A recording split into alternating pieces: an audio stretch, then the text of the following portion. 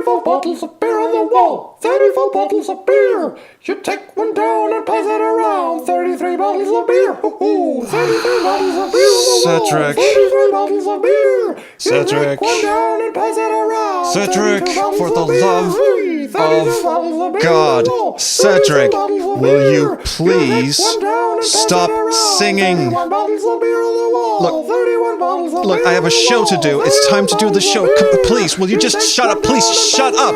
Shut up. Shut up. Please. Cedric, I swear to you, shut up. Oh, damn.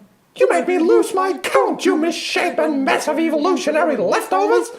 Now I'll have to start over from 1,000,000 again. Oh. And 1, 2, 3, 4. 1,000,000 bottles of beer on the wall. 1,000,000 bottles of beer. You take one down and pass it around. 999,999 bottles of beer on the wall. 999,999 bottles of beer on the wall. 999,999 bottles of beer. I'm just gonna go bang my head in the wall now. Pass it around. 999,998 bottles of beer on the wall. 999,998 bottles of beer on the wall. blood. 999,998 bottles of beer. You take one down and pass it around. 999,998.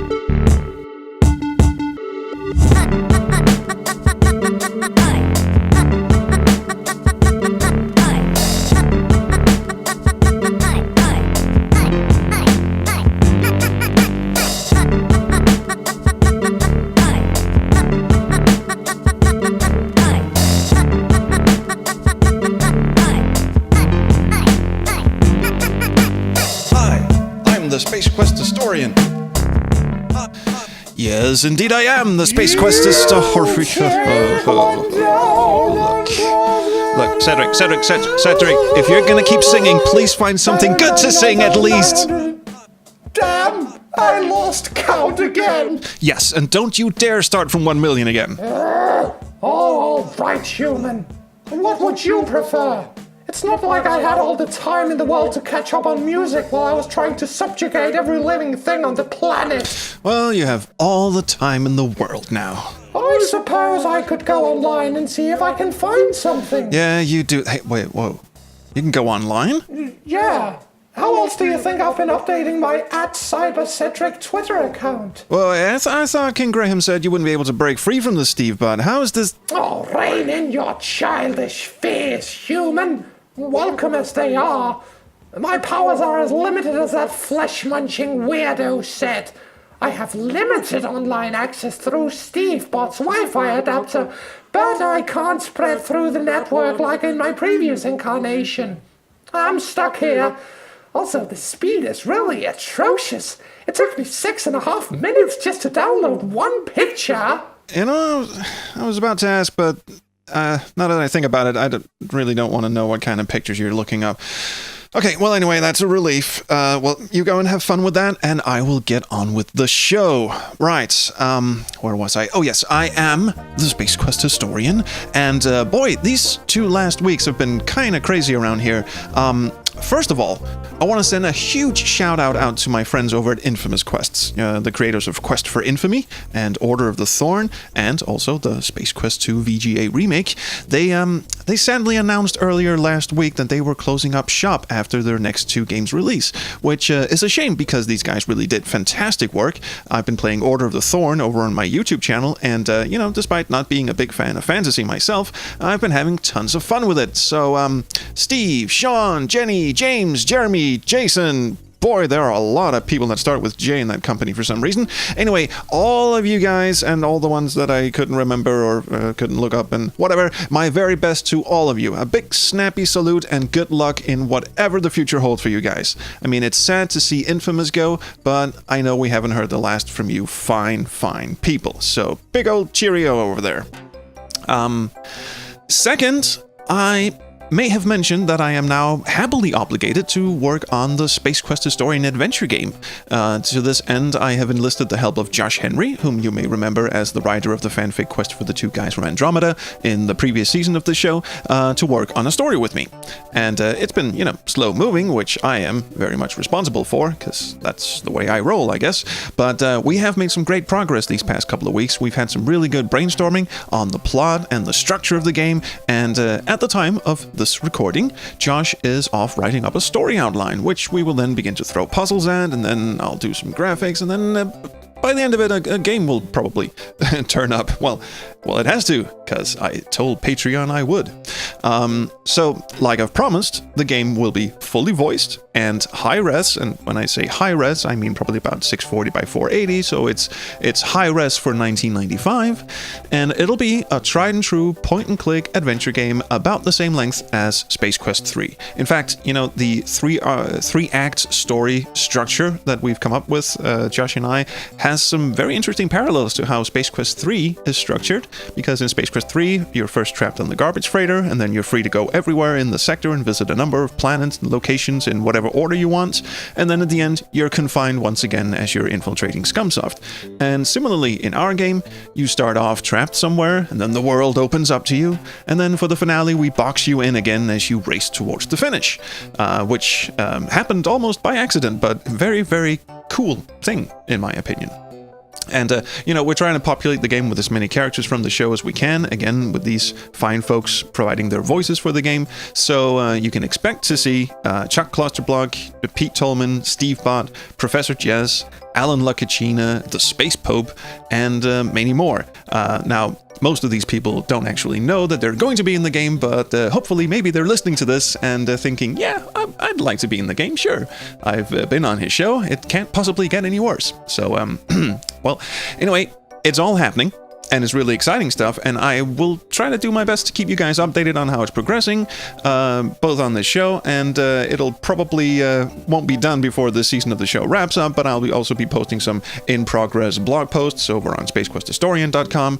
Just please keep in mind that we're still very, very early in development right now. We're just hammering out the story right now, so there are no graphics, there's no demo, there's not a single line of code been written yet, not a single line of dialogue. Right now it's just, me and Josh working on the story. So it's gonna take a while to do, but well, we're doing it. With all that out of the way, let's get on with tonight's program. Now, tonight's interview guest is a bit of a break in tradition, because this time I'm not talking to a game developer, but rather a fellow adventure gamer and fellow adventure game podcaster. Well, podcaster. Now, let me explain. It's my good friend, Robert Menace of the Nostalgia Roadtrip podcast. Over on his show, Robert and his co-host Edgar cover all sorts of nerdy stuff, including 80s movies and cartoons and comic books and also video games. And Edgar, the co-host, is more of a console guy, so he's not going to be joining us. But Robert himself has a thing for point-and-click adventure games and also talking really, really fast. So we're going to have a fun trip down memory lane and, talk about our favorite adventure games. Wow. See, I'm trying to keep up with him. It's not, yeah, you'll see. Okay, also on the show, we have more music talk with Ken Allen, Brandon Blume, and James Mulvale of Infamous Quests. Hi, guys. I love you. And, of course, we have more crowdfunding tips from Serena Nelson, and I can't believe I'm saying this, but yes, I did find the cassettes from Pete. They were in the dryer, but sadly, they still play. So, against my better judgments, we have more from Pete's memoirs for you later on in the show. I realize some of you may have missed him dearly in the previous Pete Free episode. Again, up the dosage. So anyway, all of that is coming up. But right now, let's start, as we always do, by checking in with Serena Nelson for some more handy tips on crowdfunding your game. Take it away, Serena. Hello and welcome to the next installment of Serena's Kickstarter Corner. Thus far I've talked about having a good pitch and communication with backers, but there's more to both than just talking about a good idea. Today I'll be talking about the ever-important topic of having assets to show off. While having little more than the concept art and a basic storyline used to be enough back when Kickstarter was still fresh in the minds of fans, Today, people tend to be a bit more discerning with their money. They need proof that you can deliver, which is where the need for having something from within at least a rudimentary engine comes into play. One of the best things that you can have ready before launching your campaign, or at least early enough in that people can get the chance to check it out, is to have a playable demo or prototype ready. It doesn't have to be long, it doesn't have to be pretty, and it doesn't have to have all of the bells and whistles that you plan on putting into your game. It doesn't even have to be part of the game itself, as long as you are able to show off what you have planned. In the case of adventures, this is usually either a small slice of the game, or at least having your playable protagonist plugged into your game world and able to do something. And always make sure that you let players know about the campaign some way. Maybe a clickable link at the end that'll open up a browser tab taking you to the project. Make sure that if they come upon the demo outside of Kickstarter, that they know that there's a pledge drive for it. If they like what they see, they might throw a few bucks at you to see it become a reality. Alternatively, if you can't provide a playable prototype, then at least include an in-engine video showing off what you can expect. This could be a playthrough of something like a 1 or 2 room test, an audio track showing off the voice of a character, some interaction. Basically anything to show that you're at least working on your game and that it's not just a pipe dream. Even animated GIFs are better than nothing. Just have stuff to show off that isn't just a static representation of your game. Here's the thing. You don't need to have anything perfect to show off. Having something with placeholder graphics won't kill your campaign. Some people might see it and think you're lazy or something, but most people who would play it should know that it's still a work in progress. Of course, the more polished your assets are, the better they'll be received. In any event, do try to make sure that your demo, video, or whatever is indicative of what your final product might look and play like. You don't want to send the wrong message. One of the several reasons that stalled the Space Venture campaign was the use of their HTML5 prototype games, and some backers started to panic that this is what the final game would look like. Even when several of us tried to explain that this wasn't what was going to be used engine-wise, it was still enough to get people to start thinking the worst. And be prepared for the fearmongers, as they can tank your campaign if not kept in check. Back in the early days of crowdfunding, you could get away without using any of the above options. Tim Schafer made millions on the idea of, hey, I want to make a game. I don't know what it is yet, but it'll be great. But to go in with that mindset today will spell disaster, and nobody will take you seriously. Not even someone as hardcore as myself. We want to know that you can deliver on your promises. It's hard to do that with just a pitch and maybe some concept art. A demo is almost mandatory these days, but even without one, you should have at least screenshots and videos to prove that you can do it. One great thing about having a playable demo ready out of the gate is that you can get more visibility from Let's Players or even press. I've been willing to cover demos myself if they are able to provide that much needed information that, yes, this will be worth giving your money to. A video or a written critique could mean the difference between getting funded or not even coming close. If well done, they can only help your cause. A poorly executed demo, though, could really hurt funding. Demos are, after all, a double-edged sword, especially for one that relies heavily on story like an adventure game. If you have nothing to show off yet, that's okay, especially if you're still very early on in development. Just be sure to be upfront about it. Mention why you don't have something ready, or that you're working on it and it should be playable soon. Demos aren't mandatory, but they can only help. Videos aren't mandatory, but they can only help. Screenshots, though, are pretty much mandatory if you want people to take your project seriously. Concept art alone won't cut it in today's times. Of course, updates are also there for a reason. They give you a platform to show off these assets as time goes on. You don't have to show off everything out of the gate, but periodically showing that you're working on your game, even during the campaign, proves that you're serious. be going into detail on using Kickstarter updates and social media platforms next time, but do know that they're there to help show off your progress, because that's what people want to see. Progress.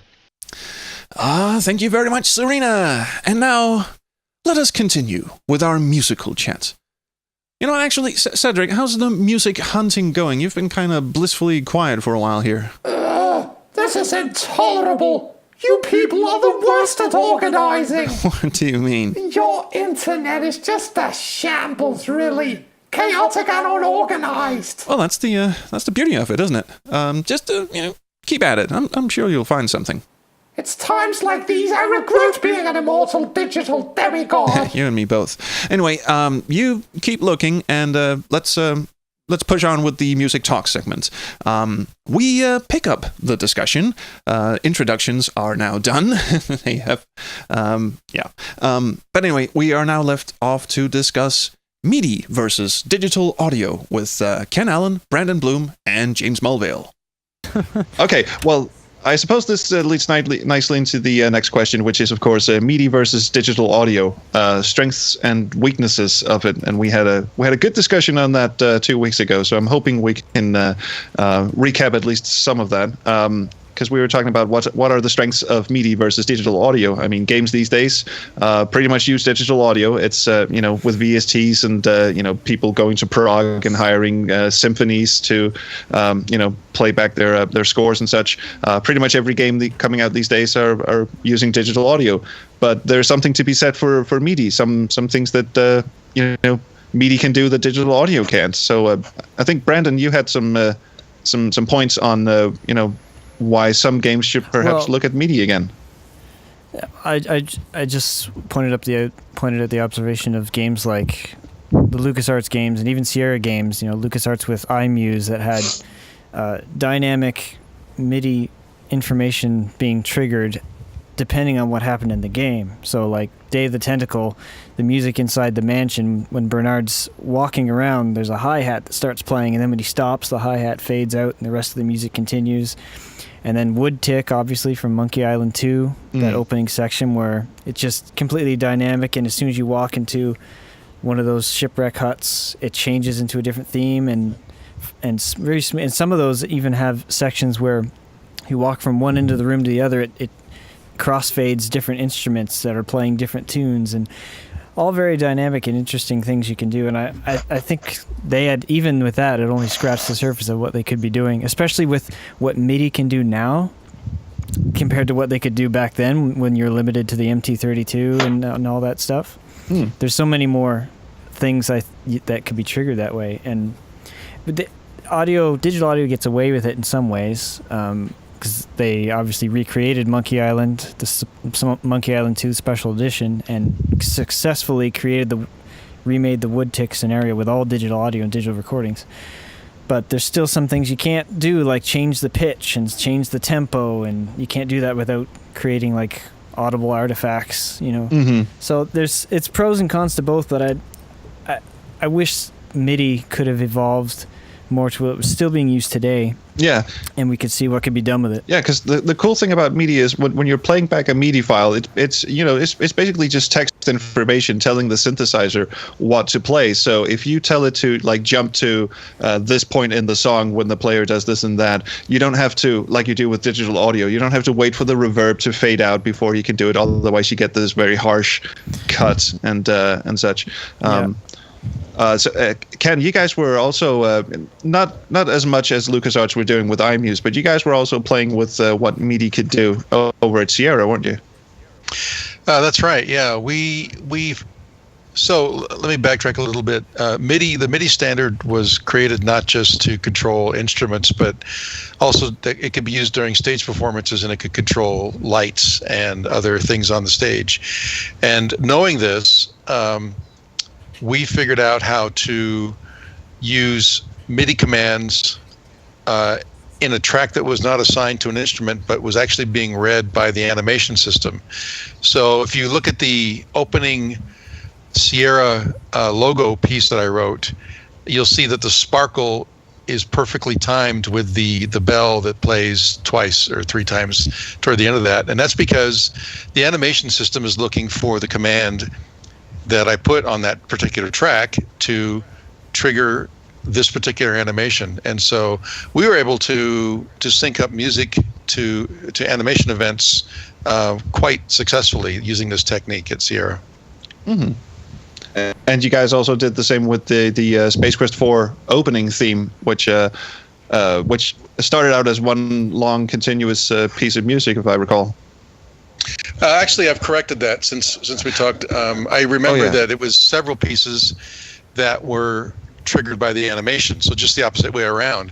When we got to a point in the animation where you're switching from the opening credits and now you're going to the close-up of the screen where they find Roger, those tracks are triggered by the animation system, and also the animation of the radar pinpointing where he is. That's all controlled by the MIDI tracks as well.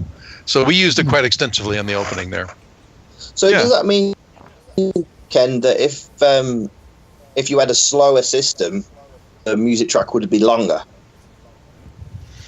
No. Yeah, I remember that for sure. I'm not sure that's correct. I think MIDI is pretty much hard-locked like SMPTE. Yeah. Oh, but if the animation is lacking. Yeah, if the animation's slower, like if you got it on slow speed or fast speed. Yes, I understand your question. It'll get through. Yes, that's exactly right. So nobody was at a disadvantage. You all got to have the same experience based on our technology. Cool. Brandon, what were you saying?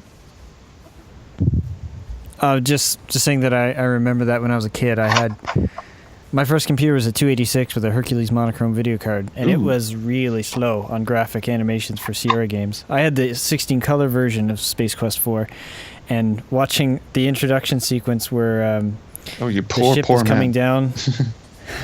Yeah, the ship was coming down over the horizon of Xenon in Space Quest 12, and you could see the screen refreshing at each animation of the ship moving. You could see it moving down the screen. So like one frame here, and then one frame here, and one frame here, and you could see it scrolling down the screen instead of just instantaneous. And it took a long time for certain animations to play. And when that happened in certain areas in certain Sierra games, the music would continue to play longer before it hit the point where the animation said, okay, I'm ready for the next music track, and it would switch or whatever. And the other way around as well, where the music would trigger the next animation.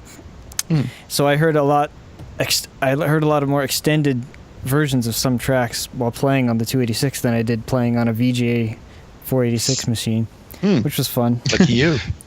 Yeah, because I also remember from our last conversation when Roger is inside the cantina bar, and on slower machines, the sequel police guy who's out to arrest Roger, he would take ages to walk up to Roger. So you got this extended jam of the cantina music, which is a good piece. It's sad that on high-end systems you get to hear it for like 10 seconds and that's it. Yeah, that was one of the favorite parts, especially this is when we first got our first sound card, so hearing all the ad-lib alien sound effects in the background for like 5 minutes straight, we just cracked up in our seats, me and my dad. Oh, and those sound effects, I've always wondered how that works, because those the sound effects, the alien sound effects, for instance, they sound like they're like randomized, like they're not part of the music track. How does that work, Ken? Well, there's two parts to it. I had to create this customized sound effect in FM synthesis based on what I saw on the screen, and then I had to add it to a part of the sound bank on the sound card that we weren't using for, or had to add it to a track that we weren't using for music. And so the music would play, the sound effect was actually in the music soundtrack, but again, like we did before, we were triggering the animation from the MIDI track. So those alien sound effects are actually in the MIDI track. Oh, okay, just hiding out and waiting to be triggered. Right. Yeah, waiting to trigger animation. Yeah. Yes, I'm afraid we're capping off the chat right here, but there is still more goodness to come up from these three gentlemen of video game rock.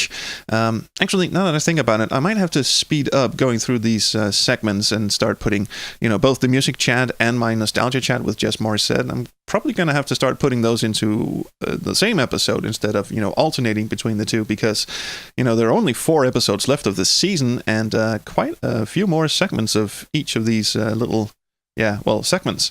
So maybe I should have planned for this at the start of the season, but, there you go. That just goes to show how carefully I plan these things. Anyway, that's neither here nor there.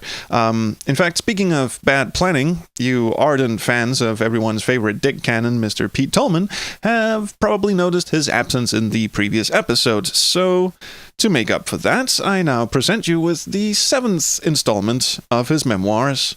This is the 8th episode of my show, but it's the 7th installment of his little thing. Anyway, here is Mr. Toleman.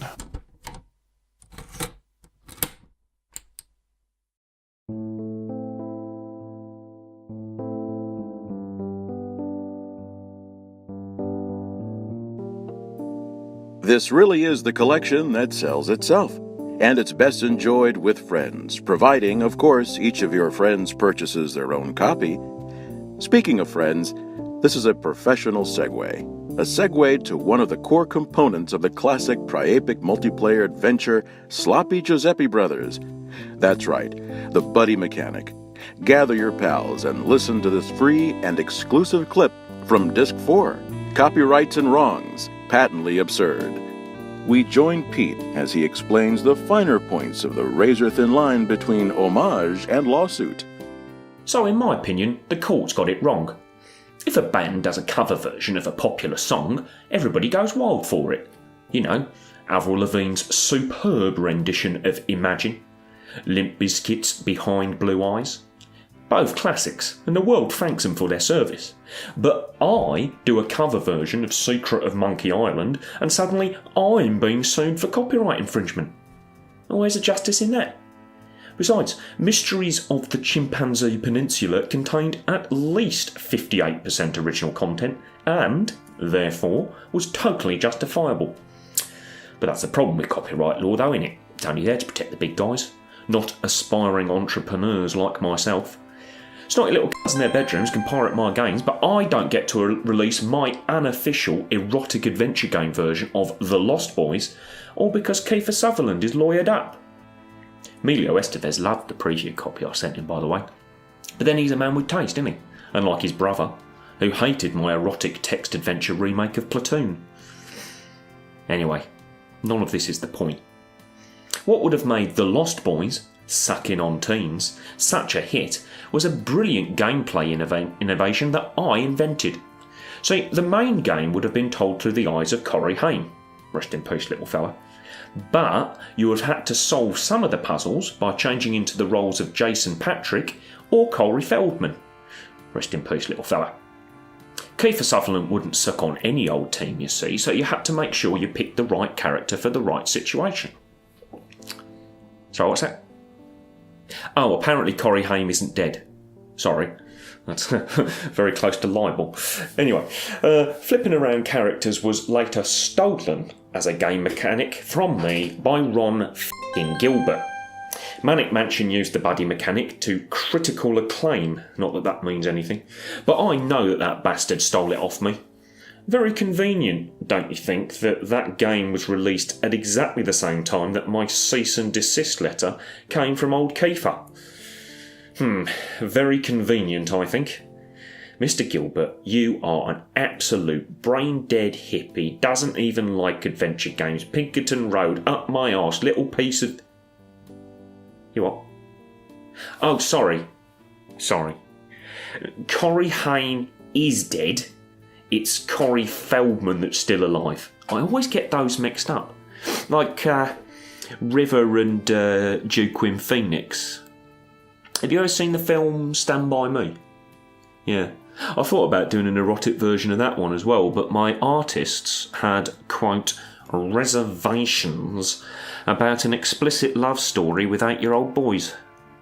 Political correctness gone well and truly mad, in my view. I noticed that the latest people to rip off my buddy mechanic are Scott and Mark with this space venture thing. I know they got that idea from me because I asked them for money to help with my Lost Boys lawsuit. They did not reply to my letters. That is the kind of people we are dealing with.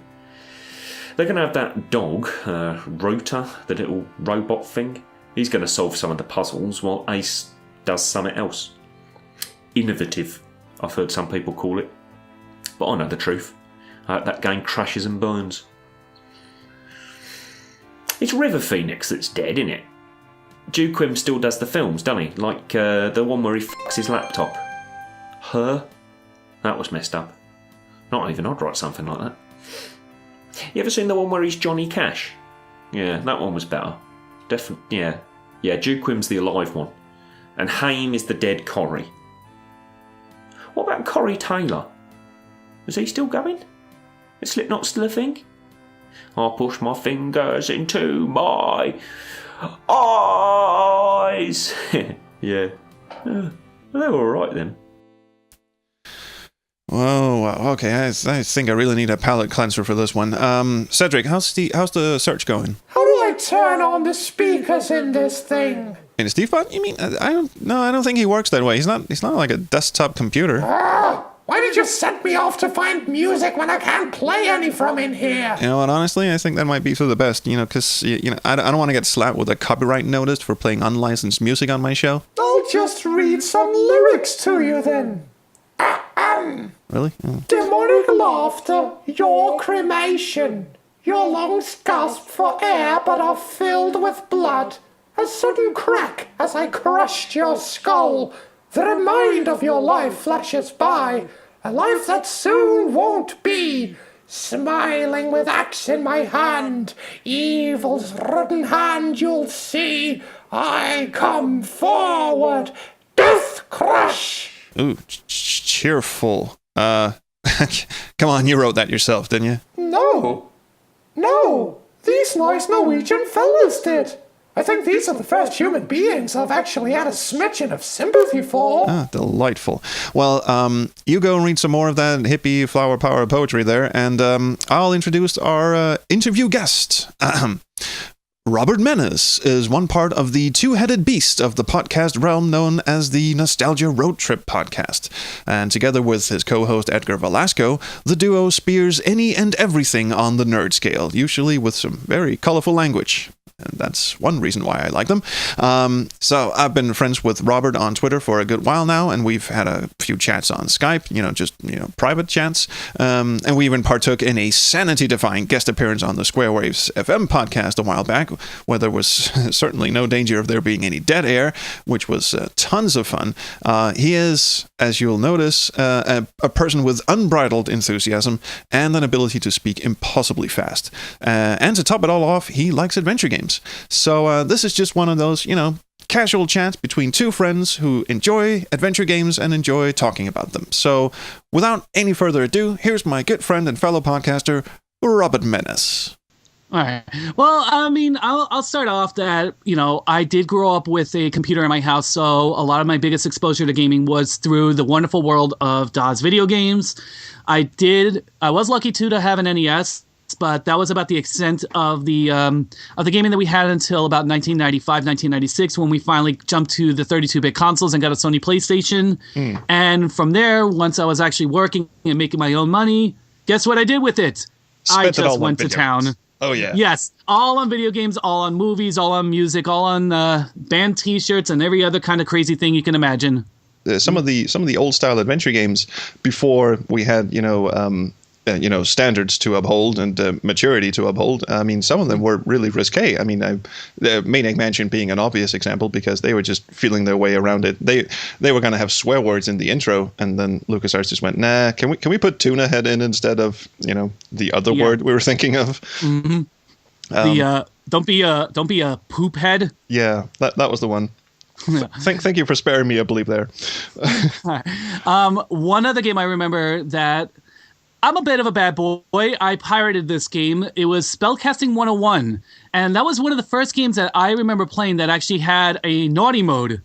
Okay, I know of the game, but I have never actually played it. What was naughty? What was naughty about spellcasting? Okay, Spellcasting 101. I'm going to fill in everybody who probably hasn't played it before. You fill in the shoes of a young nerdy sorcerer named Ernie Eaglebeak, who gets accepted to a sorcerer university. And of course, it's like a big college campus. And one of the big things that everybody wants to do on campus, especially guys, is get laid. So No. the game, yes. Anyway, so the game has two modes. It has a nice mode where it's a little bit more calmer and cleaner, and then a naughty mode where you actually get to see all the girls in their glory for the most part. Okay. It's not super provocative, I should say. It's kind of like Playboy magazine provocative, where like they got, drapes around them. But it's like, they're all in provocative poses, and they're like, oh, come to me, Ernie. It's kind of like if Leisure Suit Larry were becoming a wizard. Yeah, I was just going to say Leisure Suit Larry. I mean, you didn't actually see any naughty bits in the first game, and I don't think you did in the second game. But in the third game, if you crank the naughtiness level up to full, just off the bat, in one of the first scenes, there's a lady getting out of the water, and it's just like pixelated boobies. Hello, how are you? Yeah. Nice to meet you. Yeah. I do remember, though, in Leisure Suit Larry 1, that, okay, I know the original AGI version didn't have anything in the way of real nudity, but in the SCI version, when they did the upgraded graphics, if I do remember, one of the girls in the hot tub, you can actually see a very, very faint bit of areola.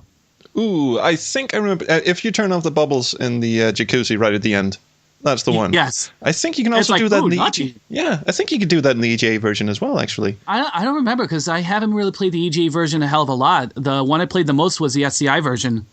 And speaking of provocative things, not in the nudity sense, but are you aware of the world timer that is in Leisure Suit Larry 1? I think it's in both EGA and VGA, actually.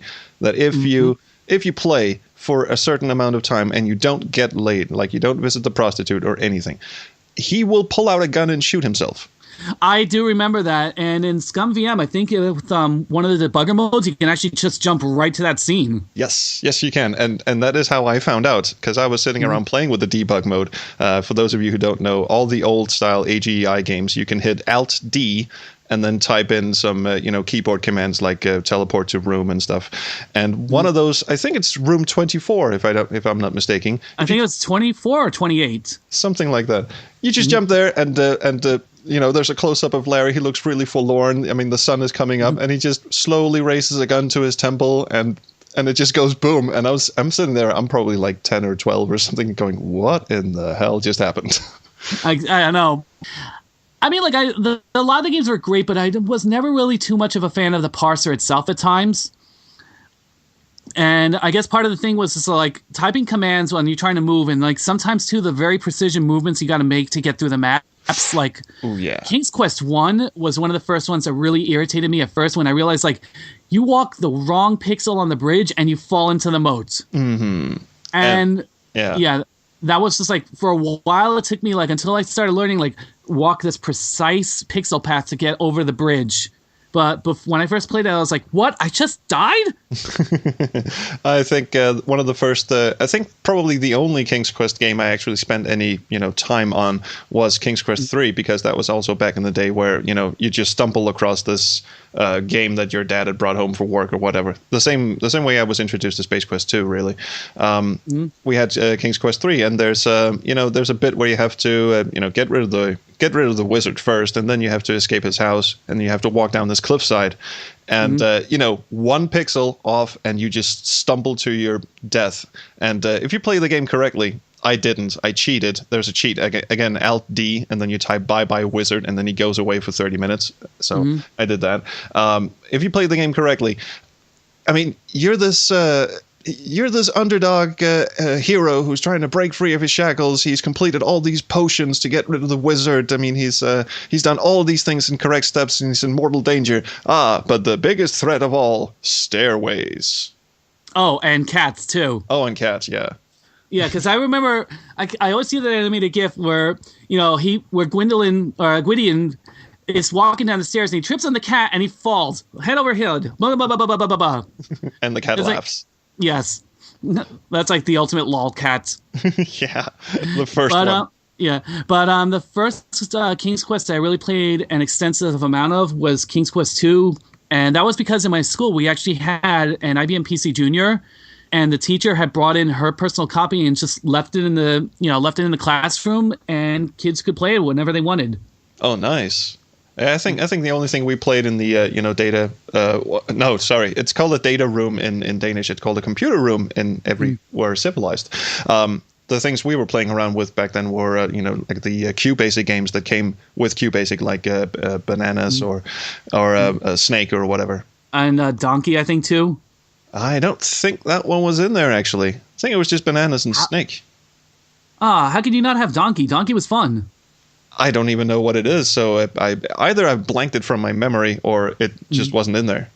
Okay, I remember there was one in Queen's Quest 2 that I remember distinctly was the Big Bad Wolf in Granny's Cottage.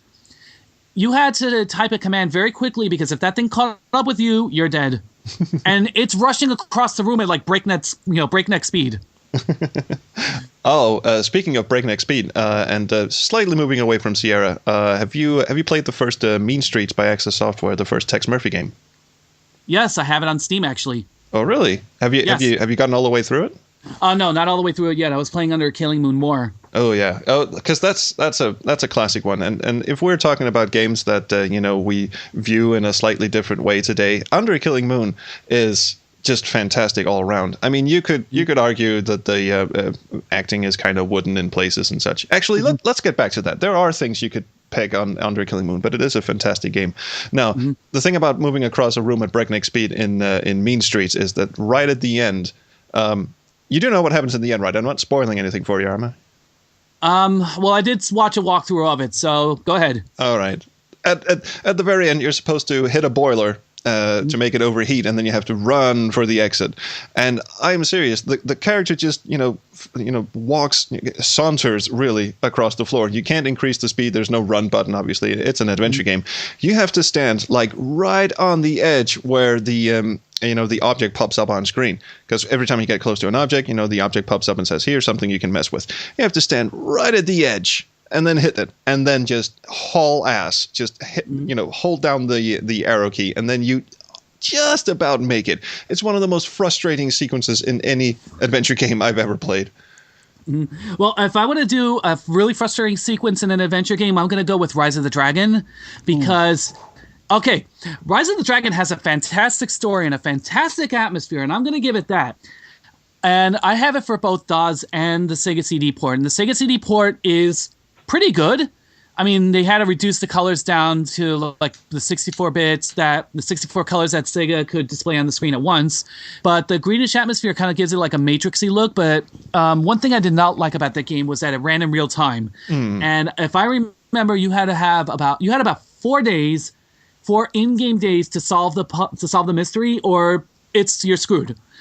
And one of the hardest sequences in the entire game are the arcade sequences, because the controls, I have about as much control over that as I do trying to control a Sherman tank with a rotten banana. Yeah, the world timer is just an awful concept to throw at you. And then you've got crappy arcade sequences to contend with as well. I never got anywhere in that game. No, the arcade sequences were bad. But the other one, too, that also really irritated me was the fact that your girlfriend in the game was mad at you for whatever reason, and you had to playstate her, or apparently like some key sequence wouldn't occur, something like that. I have no idea. I have no idea either, because I never beat the game either. I mean, I didn't even get to any arcade sequences, really. I got about as far as one of the first things you encounter is you go into some dude's apartment, and he's dead on the floor, and, by that time, I was just like, okay, I can't take it anymore. It's a gorgeous game, but the whole, I mean, even like a game like Countdown, also an Access Software game, which came out around the same time as Martian Memorandum, also ran on this world timer. You have, I don't know, is it 4 hours or 6 hours or something to complete the game? And then the whole game. And if you don't, the world blows up. Wow. Like, that is not cool. And the first thing you have to do is escape an insane asylum, and it's a sneak section before we called them sneak sections. It's oh dear God, you have to learn guards' walking patterns and all that crap. Oh, if you want to talk about another game then that's got a real world timer that also forces you to beat the game within a couple of hours, there is this adventure game called D. just simply D. And came out on PC, came out on Saturn, PlayStation, and 3DO, I think. But anyway, that game, you are wandering this mansion. It's kind of like a Myst-like game, but it's like in real time. Mm-hmm.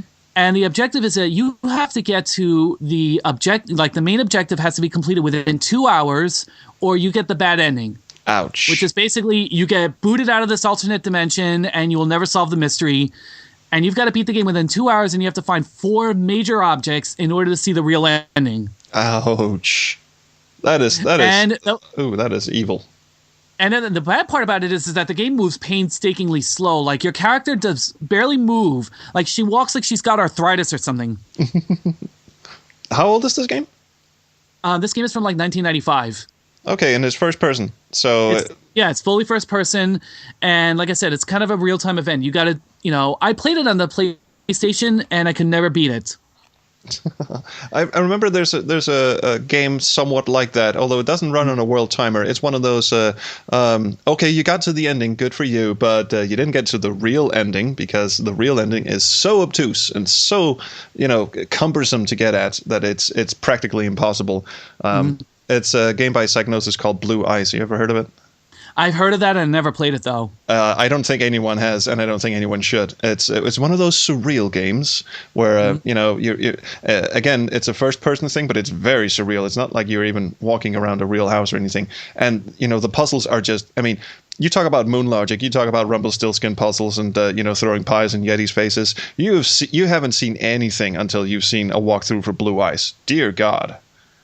All right. Who is the actual developer of it? Because I want to look it up really quickly and just see how bad this truly is. I have no idea who the developer is, but just look up Blue Eyes walkthrough and then skip to the part where it goes true ending, and you just sit there and go, no way. No freaking way. Oh my God. Oh, now I'm looking at it right now. It's similar to Myst with sequence of screens representing the rooms in a large house navigated by point and click. Art of Mind Productions. That's the developer, huh? Mm-hmm. Okay, so I'm gonna see just how bizarre this truly is. Another game that really ticked me off really bad was The Adventures of Willy Beamish. Oh dear God, that runs on a world timer too, doesn't it? Or it runs? It runs on this thing where if you misbehave enough, they ship you off to military school. Yeah, and it's got kind of a branching events thing where one of the first early sequences in the game is where you're in detention and you have to do either sit out detention, your parents will go home and they'll find the mail and they'll find your report card and they'll lock up your video game console on you, or you could sneak out and try to get home before they do so you can get the mail and hide your report card. But the problem is that it doesn't really explain very logically what is the best solution to do, because that branches into another solution and then you got to branch into another solution, and the puzzles to actually get out of detention early are really a pain in the butt, because it's you gotta forge a hall pass and then you gotta avoid the school bully and then you gotta fake being sick. It's just there's just too much that you can do, just to solve one stupid little thing. Another game that also kind of I love the atmosphere of it, but it's some of the puzzles are a little bit off, a little bit off kilter to me, is Gabriel Knight's Sins of the Fathers. And come on, I love the game because awesome atmosphere, and I love New Orleans, and come on, Tim Curry is just golden. What can you tell me about the voodoo? Just tell me anything at all. He nails it. He's having fun with that. You can tell he's probably in the booth. He's having some good fun with that role. But some of the puzzles in that game are just kind of another one, too many icons to really work with, and some of the puzzles are just really kind of obtuse. And I'm Jane Jensen's a brilliant writer, but she's got to work a little bit better on the puzzles. Her particular point of contention was the hand icon, which she said it assumes too much. It assumes you want to pick up something when you might be trying to open it and such. So she put in all of these extra icons. What she also did, however, was put in a use icon, which completely trumps, push, pull, open, whatever. Yeah, she had, it's a nice general purpose icon, but then it's it is kind of weird because you got two talk icons. You got one for question, and I guess another one for surprise and casual emphasis. Chat. Yeah. So it's just kind of weird. Why not just give one talk icon? Why do you have to do two? I actually don't know. I don't think the casual chat icon is actually used to solve any puzzles, because every time you need information out of someone, you interrogate them. It made sense in Space Quest 5 because you had two talk icons in that one as well, and one was talk and one was order. Oh, so basically, like, tell somebody about, like, you're gonna do this. Yes, exactly. That just brought up that you practically only use it when you're aboard your ship and you want to tell someone you want to tell your helmsman, that's the word I was looking for, to go somewhere. Then you order him to go somewhere. If you talk to him, he just goes, "Well, I was born on this planet." Okay, didn't want your life story, just want you to go somewhere. Yeah, and Gabriel Knight had like the two extra icons in the middle. It had the inventory and the recorder icons. And I always found it funny that the inventory icon in Gabriel Knight looks like just a plain envelope. I mean, like a little extra detail, like maybe like a satchel or something. I think it was supposed to be a satchel. I'm not sure. Yeah, I don't know. To me, it just looks like an envelope, like, an email program or something. Yeah, I'm carrying all my crap around in this little manila envelope. Monkey Island 2 is one of my favorite LucasArts games next to Sam & Max Hit the Road. Oh, see, Sam & Max Hit the Road. Now, see, I absolutely adore this game, but I think the interface that they put in is a huge step backwards because it's basically, the Sierra interface, and you had to right-click to cycle through the icons. And they did that because they wanted full-screen graphics. Well, cool, but and there are keyboard shortcuts, sure, but it just doesn't feel you don't feel as much in control as you did in like Day of the Tentacle or Monkey Island 2. All right, so what about the later ones with Full Throttle and the Dig, where you had the Dig didn't have the verb coin. I think the Dig just did the super simplified SCUM interface. Yeah, it just had a single click. Yeah, it was like it automatically did the action you had to do. It's just click on the icon, click on the object. And Full Throttle had the verb coin along with Curse of Monkey Island, which actually I do like the verb coin quite a lot. Yeah, I'm okay with the verb coin. It also and I love the fact that the verb coin was very, very simplified in Full Throttle, but it did have a kick. We're a big old burly biker. We're gonna have a separate icon just for kicking things. Yeah, but it's like it comes into play when you gotta get into Malcolm's office later on, where it's like wait for the lights to change a certain color and then just kick the right spot, and they're like, that is perfect. You have the perfect verb right there to do the perfect action. You know what? That puzzle always struck me as, oh wait, we actually do have an icon for kicking. We should probably use that for something because it's not really used for anything except getting into the bar at the start, the kickstart, and for breaking down what's his face's trailer door. Yeah, Todd's trailer. Yeah, Todd's trailer, exactly. Yeah, other than that, you could just you could kick the dumpster at the beginning of the game. Take that, and that, and that. But it's not really used for anything. So I think the whole wait for the meters to go blank and then kick the right spot. I think that just stinks to me a bit like we have to use the kick icon for something. Yeah, like an actual puzzle instead of just like something to mess around with. Yeah, because you could have just pushed that brick. No, you have to kick it. Apparently, the brick knows if it's being kicked instead of just punched or pushed. Yeah, but it's like it was a low-lying one, so I understand that one too. The hint actually. I'm so glad you brought up that puzzle because it's the one bit in Full Throttle that infuriates me the most. I'm okay with the old mine road. I'm okay with the demolition derby. I'm okay with all of the stuff that people normally bring up, things they hate about Full Throttle. But the line up your eyes and wait for the meters to go blank, what kind of a hint was that? Your eyes line up to what? Exactly. That's one thing that I always bothered. Like, what am I looking at? Yeah. I'm just watching these little meters. You just like blip, blip, blip. Okay, click. I mean, like the one puzzle in the game that did kind of annoy me the first time because it's like if you run out of these items, you have to rush back and go get some more.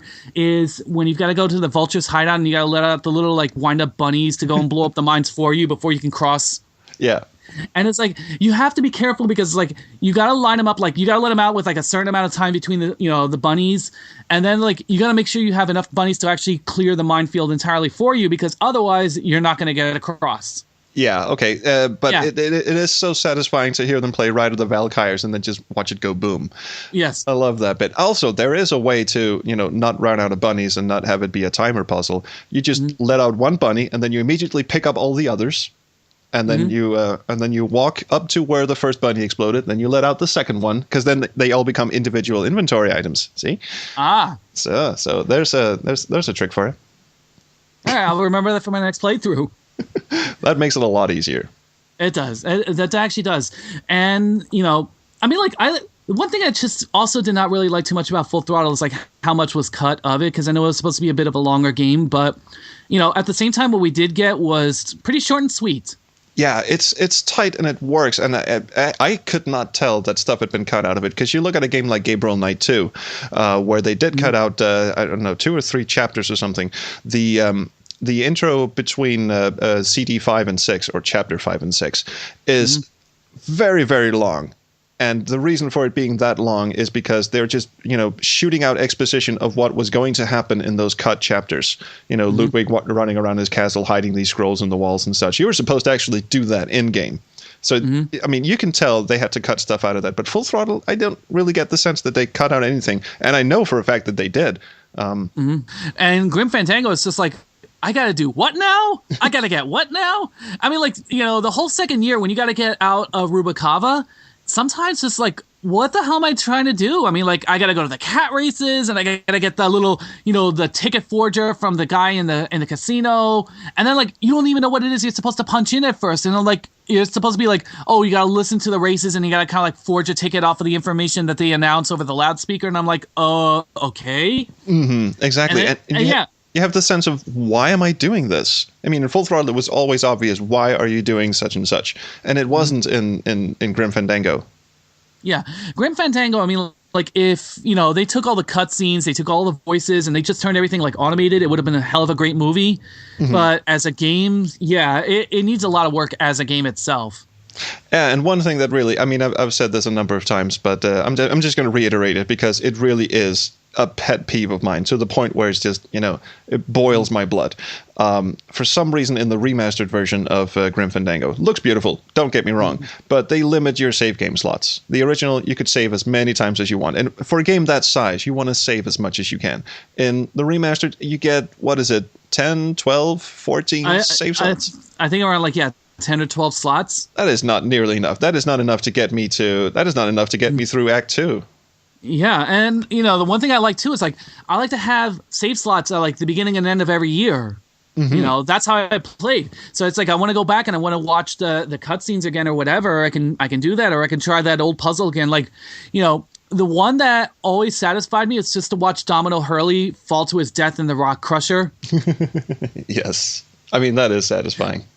Yeah, but the one thing is that, like, that's another puzzle that's, like, a little bit weird at first. It's like, you think you got to attack Domino head on, and then you realize that you got to poke out the eye of his pet with your scythe in order to, trigger the cutscene.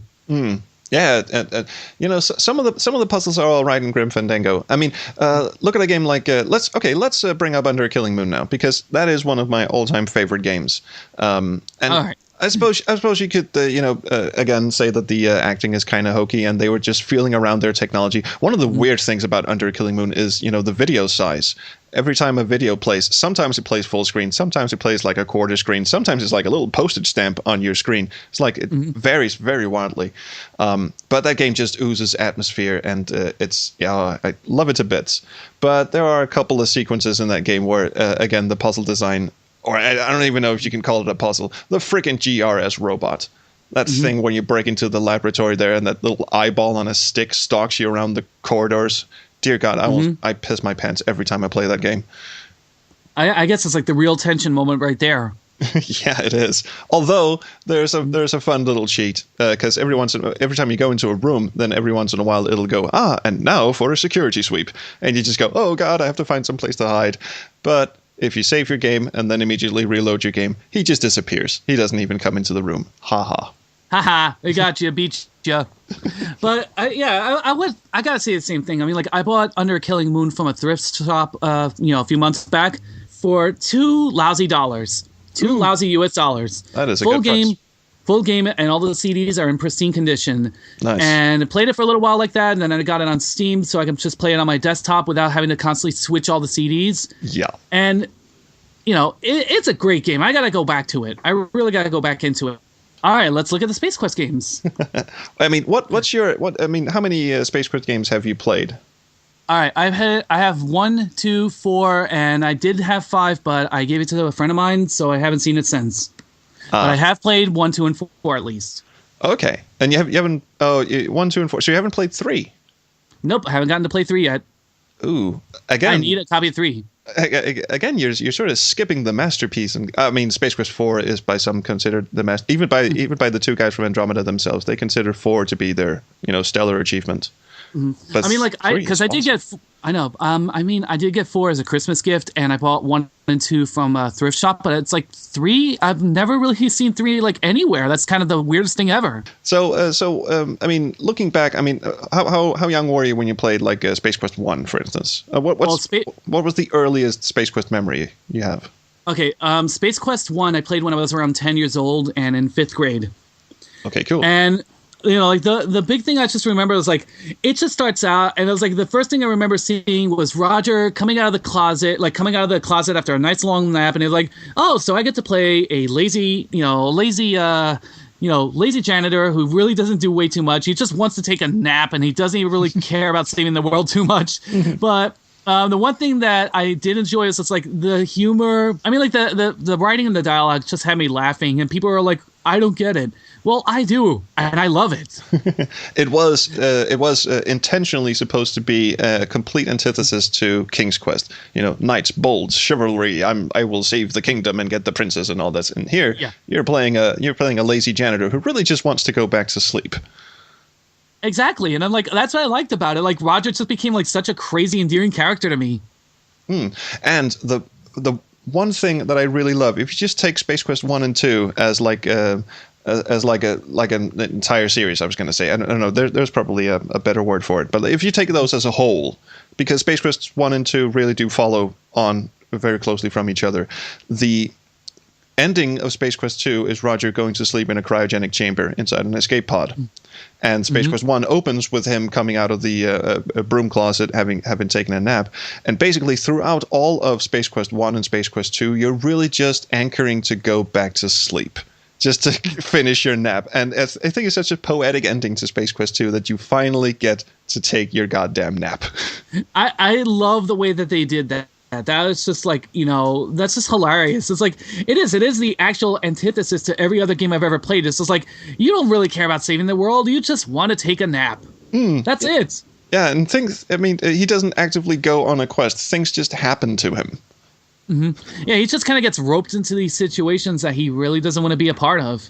So I mean, identifying with the character is perhaps a stretch, but I mean, I identified more with Roger, not because of his bumbling ways. Certainly, I have those myself, but more in the sense of, you know what, I'm not a chivalrous kind of guy. I don't want to go and save the world, because if you listen to the Blue Cub Tools, they keep going on about Ben and Francisco. They keep going on about how adventure games, it's always about saving the world, upping the stakes, and there's some pretty big stakes in Space Quest, but it's not like you're actively seeking out going, stand aside, I will handle this.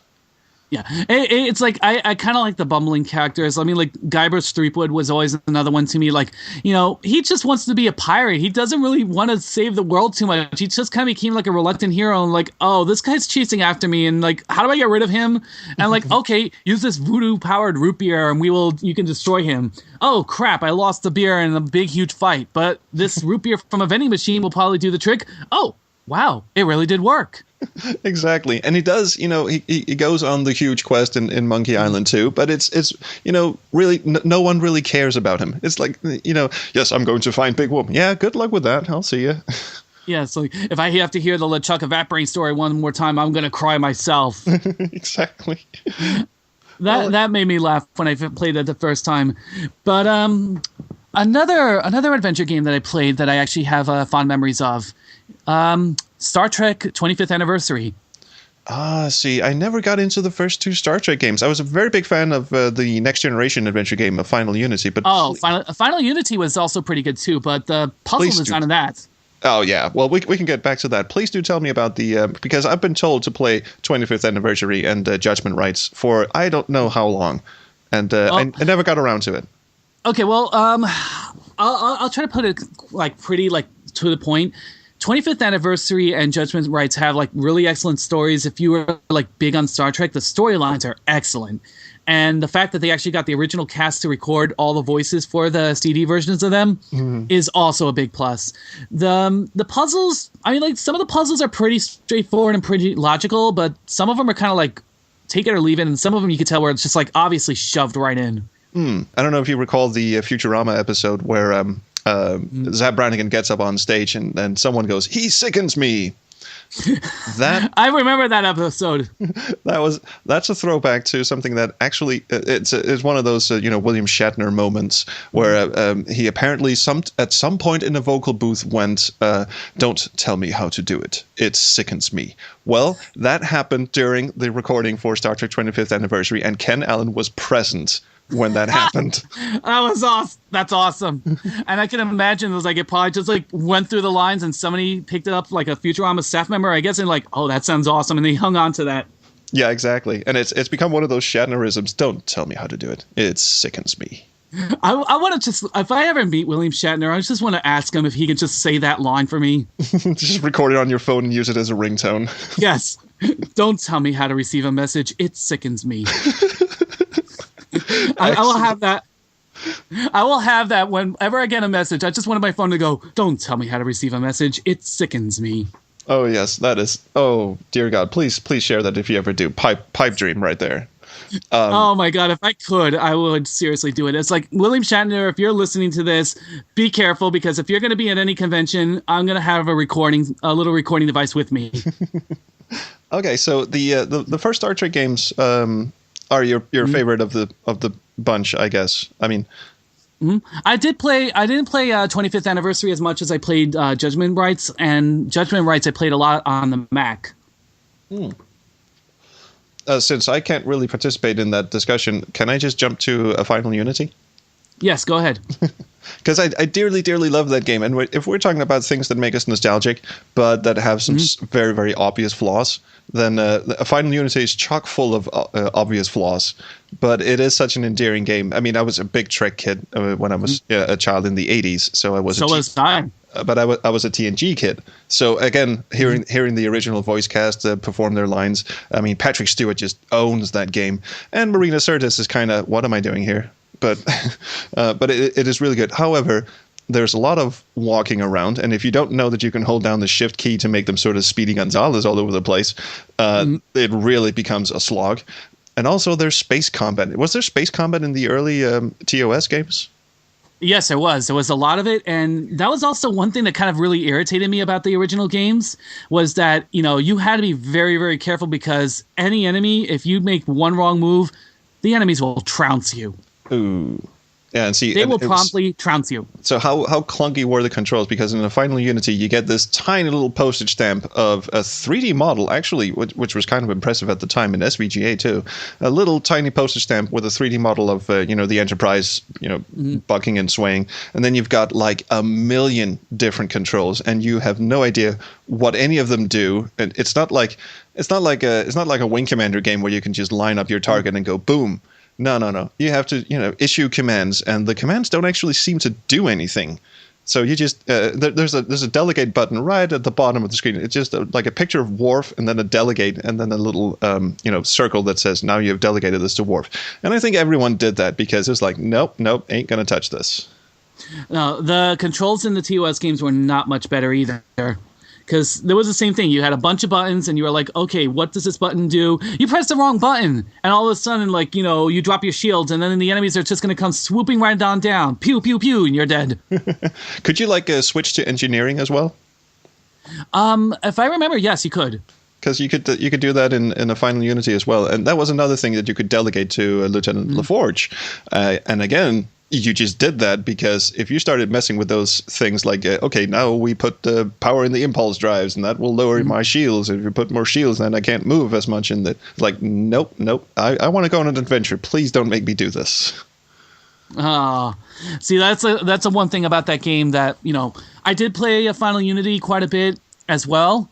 But the one thing about the little postage side stamps is like, they're really pushing the system, because I remember that game required a really fast 486 or a Pentium at the time. Yes. And if you played it on anything less than, I think, like a 66 megahertz 486, you literally are going to watch this just go plop, plop, plop. Like it literally takes like 3 seconds to switch frames, like blip, blip, blip, blip, blip. While you're trying to slowly slideshow turn to the left to shoot an alien, the alien is still shooting at you, and you just get killed right there and then. Oh yeah, I do remember that. I also remember there was a cheat code in Rise of the Triad the cheat code, the thing you had to type on the keyboard was got a 386, and that would turn off ceiling and floor textures. I remember that too, and I had to do that on a really, really old 386 in order to actually get it to run at like any kind of acceptable speed whatsoever. Mm. We are actually kind of running up on the end times here. I keep saying that. I was interviewing someone else. I was interviewing the guys who were doing Dark Side Detective, and because the phrase in Danish is something like, okay, nu vil vi være ved slutning, which means we're coming up on the end. And then in my mind it just becomes the end times, like time to end, but it just sounds stupid. It sounds like there's a mushroom cloud outside the window. But anyway, that is what we're doing. We are coming up on the end times. So the end is nigh. So is there something that you want to just throw out there that people should be aware of in your life, where to find your podcast or where to follow you and all this stuff? Yeah, we the podcast is on SoundCloud. We have a Twitter feed, which is @NRoadTripCast. And my personal Twitter is Lambda Calculus, and I'll spell it out for you guys. It's LAMBDACALCULUS. And I've always wondered about that. I mean, I know what calculus is, but what is a lambda? Okay, Lambda Calculus is a bit of a math joke, and it's also a bit of a... I used to program the Lisp programming language a little bit, when I was younger, so it kind of also comes from that. Okay, since I'm absolutely crap at math, I'll just nod my head and smile politely. I have no idea what it means. One day I will educate you. Okay, well, thank you. Do you have anything you want to throw in, like an awesome end spiel that you want to throw in? Well, the one I always do: be excellent to each other, play more DOS games, drink more coffee, and make awesome stuff happen. That's a really, really good one. Well, I'm afraid that's all the time we have for Rob this time around. But if you want to listen to the full unedited interview, as always, go to mixcloud.com/SpaceQuestHistorian, where you can listen to it in its entirety.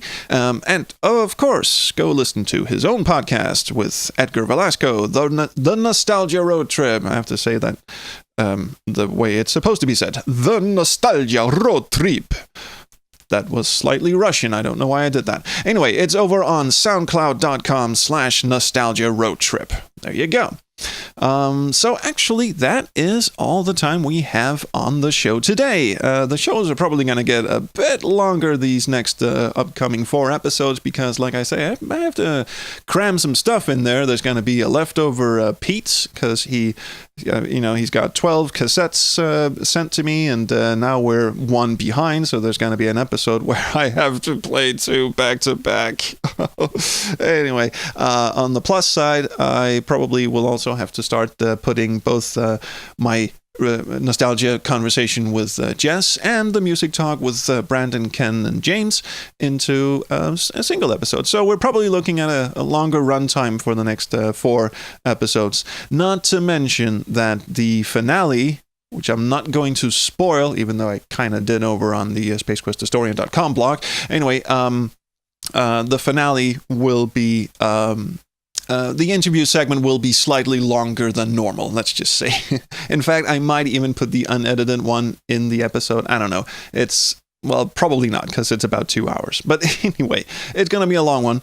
And also, there's another interview coming up with a very kind and special individual. Okay, I'm just going to go ahead and say its name. It's Richard Cobbett. Instead of the normal 1-hour interview I do with people, we ended up talking for like 2 hours, so there's a bunch of stuff in there.